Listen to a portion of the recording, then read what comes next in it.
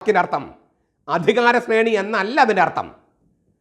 Hierarchy എന്ന വാക്കിന് ശരിയായ മൊഴിമാറ്റം വിശുദ്ധമായ ചട്ടം എന്നുമല്ല, സേക്രഡ് റൂൾ എന്നല്ല, വിശുദ്ധമായ ഉത്ഭവം എന്നാണ്.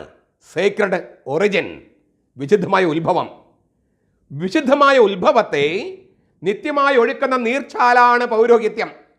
ഞാനൊന്ന് അടിവരയിട്ട് പറയാണ്, വിശുദ്ധമായ ഉത്ഭവത്തെ നിത്യമായി ഒഴുക്കുന്ന നീർച്ചാലാണ് പൗരോഹിത്യം.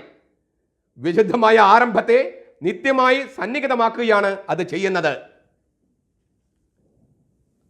പൗരോഹിത്യം എന്നതുകൊണ്ട് ഞാൻ അർത്ഥമാക്കുന്നത് ഇതാണ്: നിങ്ങൾ ഇതുപോലെ ചെയ്യുന്നില്ലെങ്കിൽ നിങ്ങൾ പുരോഹിതന്മാരല്ല.